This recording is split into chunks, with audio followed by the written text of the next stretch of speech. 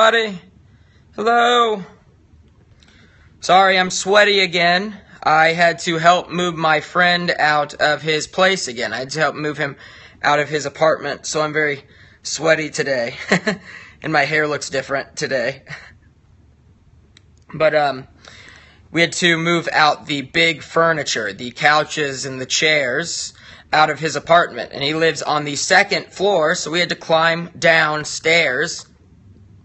We had to walk downstairs to take things to his new apartment. So it was very exhausting. And now I am hot. I am sweaty. So we will wait a little bit longer for everyone to join. Is my connection good? Just let everybody tell me if my connection is good. Thank you for the hearts. I love the hearts. I wish I could see who gives me hearts. I can see after the video, but I wish I could see during the video so I can thank you. I'm glad my connection is good today as well. Hello, hello. Well, I have an interesting lesson for everyone today. I know everyone has wanted idioms. Everyone wants to learn idioms, and I've been asked this several times, as well as Toefl words, which I'm also teaching. And I had a word that was asked yesterday during the lesson, during our lesson yesterday, and the word was to emerge. So emerge. And so I'm going to do a lesson on emerge today. And I'm also going to do an idiom. So I'm going to make the people that want to learn idioms happy. I chose one that I like, that I use a lot, actually, that a lot of people use, that is very useful. And you might know this idiom, or you might not. You might get a new lesson today. So, if everyone is ready to begin, I am ready to begin. And let's start learning. So, let's start with our Toefl word of the day, and then I will teach the idiom second. So our Toefl word is emerge, which is a great word. And a student asked this yesterday, and I wanted to do this word today because it's a very useful word.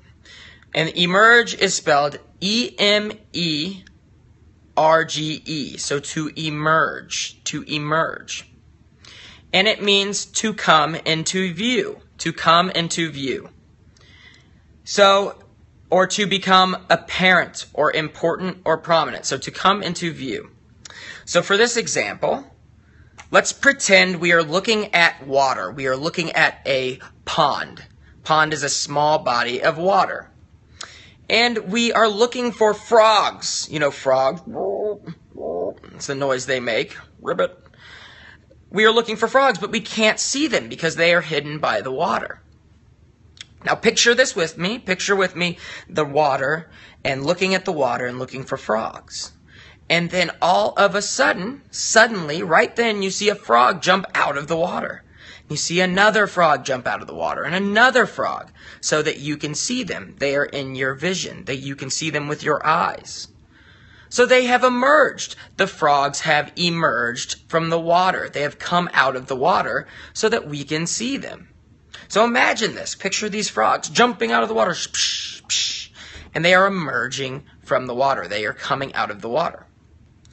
Another example of this would be if you're walking through the woods. You're walking through the woods, a forest. And suddenly you're taking a hike. Picture taking a hike with me. You're walking and walking and walking. And all of a sudden you hear a noise. And you think, what is that? What is that noise? And a bear comes out of the woods. A bear emerges from the woods. So you couldn't see the bear a little bit ago, but then the bear came out of the woods. It emerged from the woods. It came out so that you could see it. So to emerge means that it comes out of something, but it also means that you can see it. So if you don't see it, it didn't emerge. So it has to appear. It appears. So another good example would be, let's think of a scary example. Let's think of a vampire with its teeth, its fangs. They suck blood. In scary movies, they sleep in giant boxes. They sleep in coffins. This is what they're called. This is what they put dead bodies in. And the vampire is asleep, and then all of a sudden, you're walking through the through the room and you see the door on the coffin move, the door on the box move, and the vampire emerges from the coffin. He goes, oh, and he comes up and looks at you. And he emerged from the coffin. You couldn't see him before, but now you can see him. He emerged from the coffin. So he came out and into your sight, into your view. So this is one way that emerge is used. But I have another way that it is used. And it is to become apparent or important or prominent. So this means to become important all of a sudden, or to become aware, or to become popular all of a sudden. So an example would be soccer or football. We all cheer for our countries when we are watching the FIFA World Cup. We are all cheering, let's go, ah, you cheer for your team. But there's always a team that is a favorite, a team that everyone thinks will win. So in my example I have, it would be that Germany has emerged as the clear favorite. So if a lot of people think Germany is going to win the FIFA World Cup, if they think that Germany will win the overall tournament, they will say Germany has emerged as the favorite. So among all the teams, all of the countries, Germany is the favorite. So Germany has emerged as the favorite. This could be used for a sports team. So if you were going to think of basketball, let's think of NBA, American basketball. And everybody knows LeBron James. LeBron James is the famous basketball player that is playing right now. You could say that LeBron James has emerged as the favorite basketball player in the United States. He has come out and is the top basketball player. He's emerged as the favorite.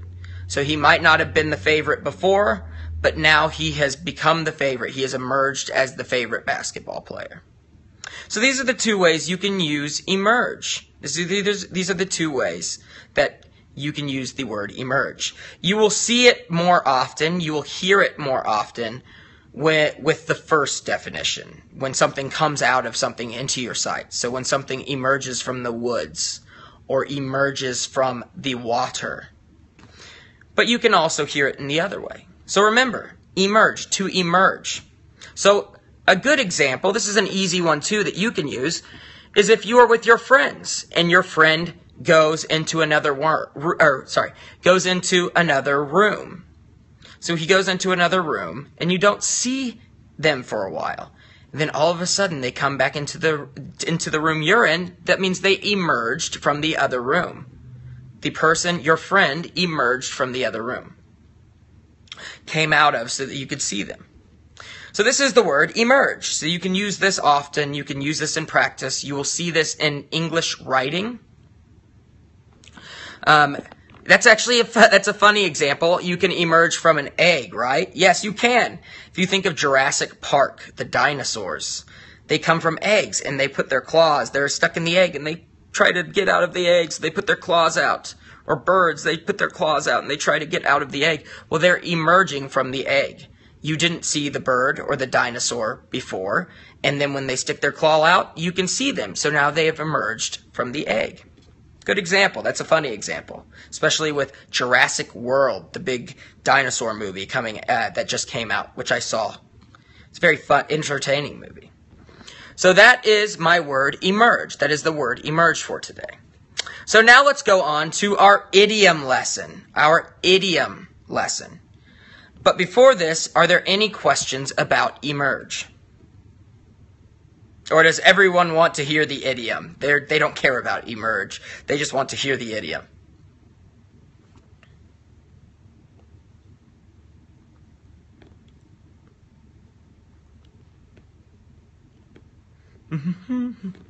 Take your time. No questions? Everybody wants to hear the idiom, so I'm going to go with my idiom. And my idiom for today, and let me know if you've heard of this, is high horse. High horse. Has anyone heard of this? To be on your high horse.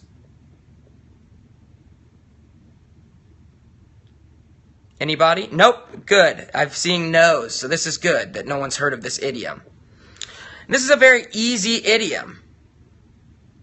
This is a very, very easy idiom to understand. So what it means is to be disdainful, conceited, or to be self-centered. So to be arrogant or cocky. So you think you're the best.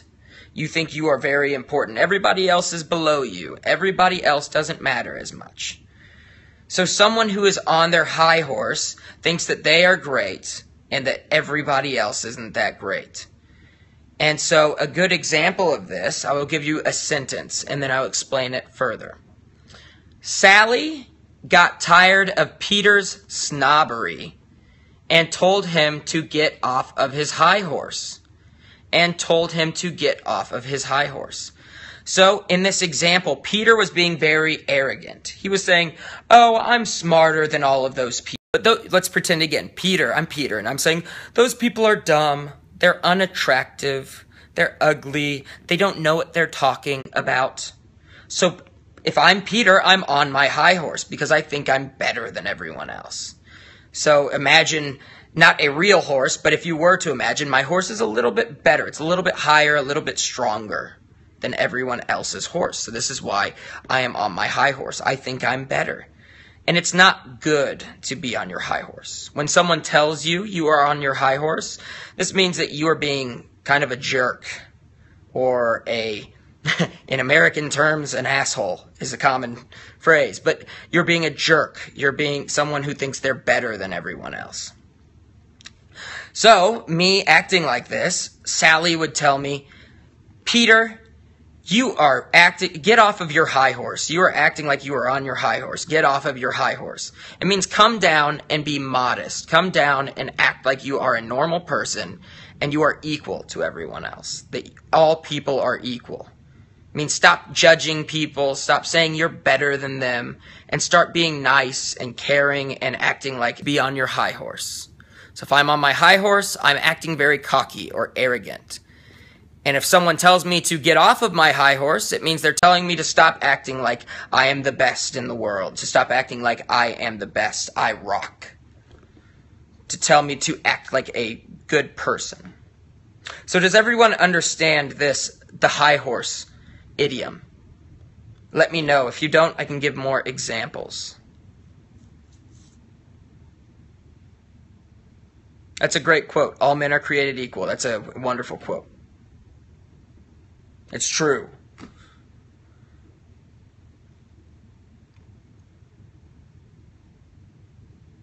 I have a question really quickly. This is off the subject, but how to pronounce the word war. So you go to war, you are fighting, and wall. So the wall. Wall is the walls in the room. These are walls up here. Walls, wall. Oh, move my finger, wall. And then war, to go to war.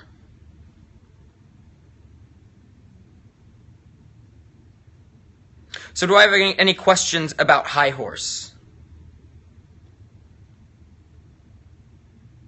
And yes, it's pronounced high horse. So if you're up high, you're up very high, and then horse, high horse.